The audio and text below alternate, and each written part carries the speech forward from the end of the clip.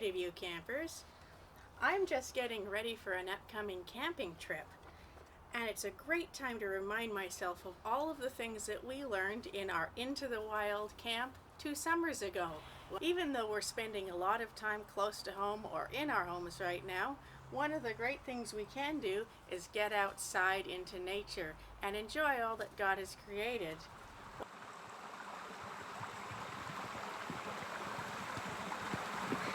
Hi, my name is Nicholas, and I'm here with Anya, and we're in fourth row of Burnaby, and we're just showing you how nature has been with us and how we interact with nature and God.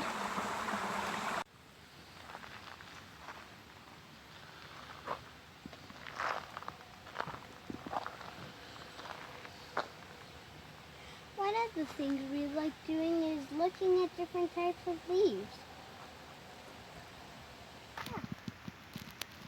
Look how much trees are growing in the forest around us.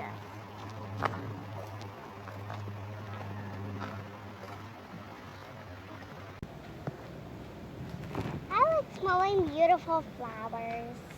And vegetables. I love roses. Lolly plants. Look at these beautiful colored pink flowers.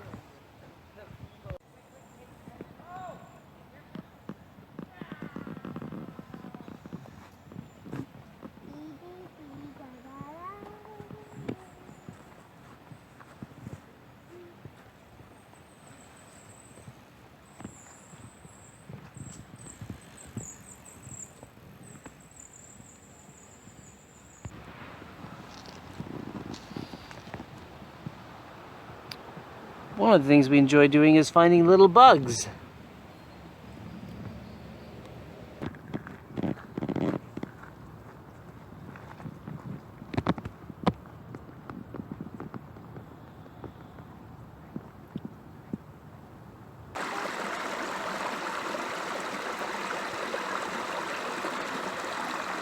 You can also find ways to do art in nature. Look, Daddy, I painted a rock.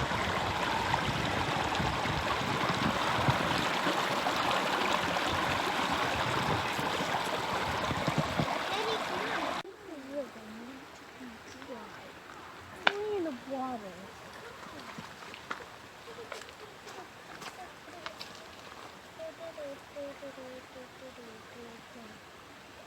Okay, that definitely will not work.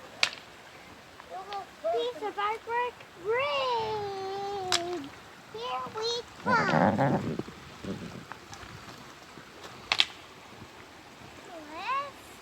You're making a bridge so we can cross? Yeah. But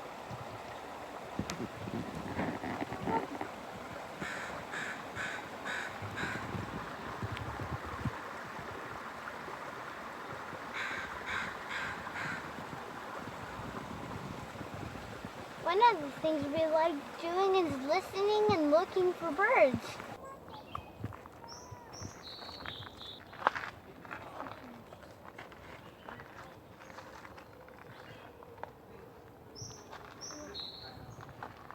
One of the things we like doing is hiking and going around the forest.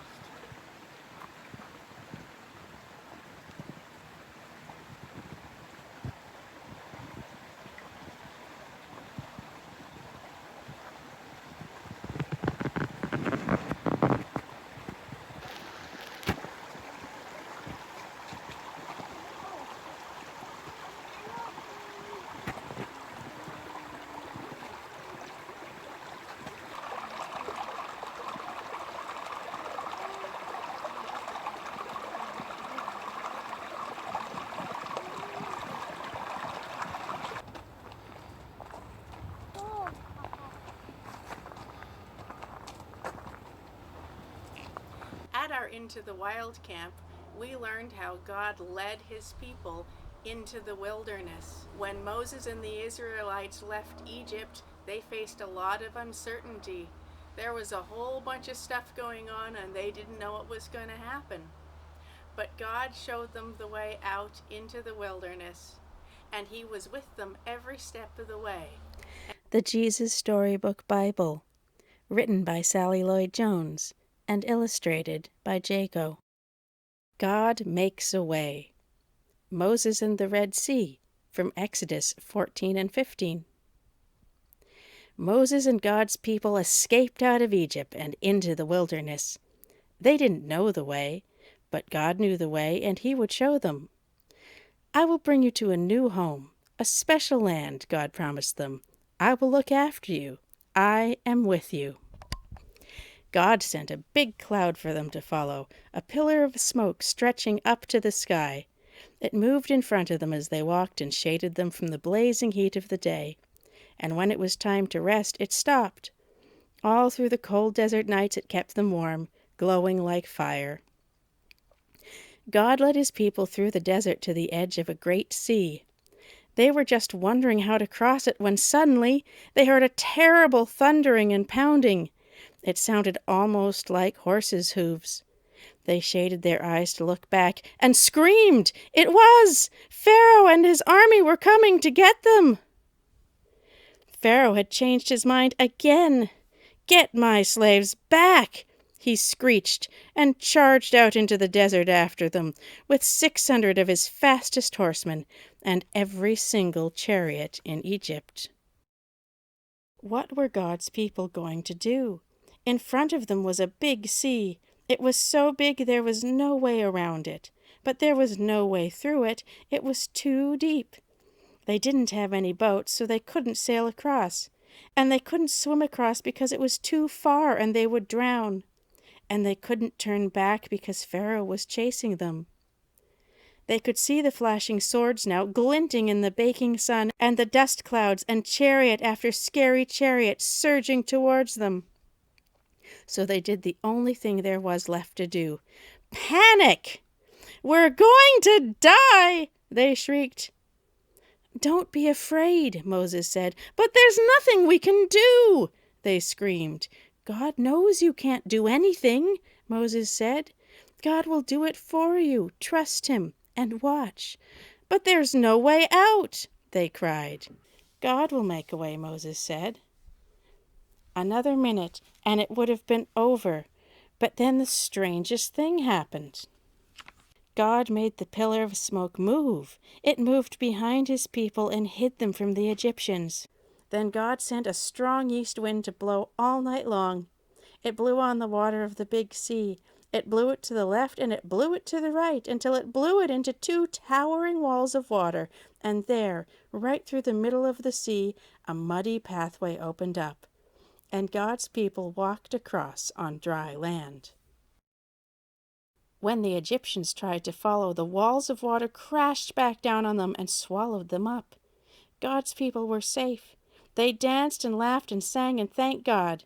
When there had been no way out, God had made a way. Many years later, once again, God was able to make a way where there was no way. From the beginning, God's children had been running from Him and hiding. God knew His children could never be happy without Him, but they couldn't get back to Him by themselves. They were lost. They didn't know the way back. But God knew the way, and one day He would show them. I will be with you. Exodus 3:12. It's great that we can still get out like this. Yeah, by the way, thanks for all the camp shirts you gave me. Oh, you're welcome. I found this big box at the construction site. Some even I don't have.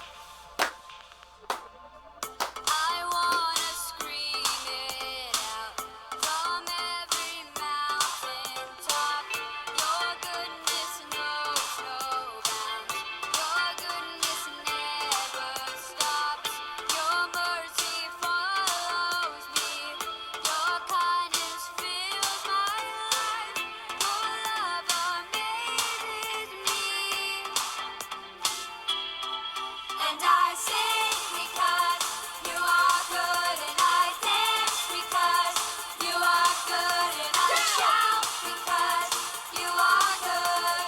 You are good to me.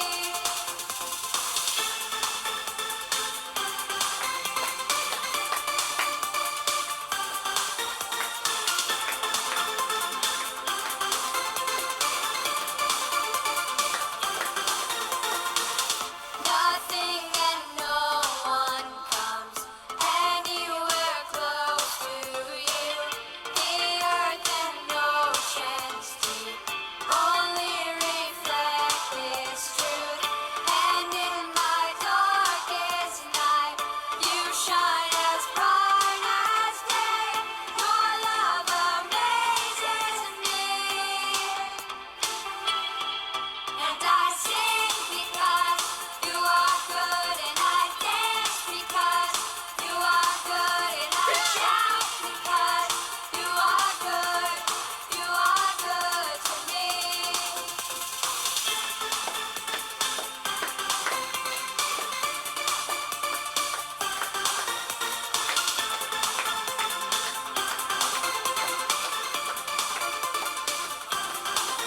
With a cry of praise, my heart will proclaim, you are good.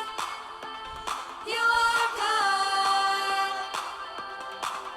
In the summer rain, my life celebrates. You are good.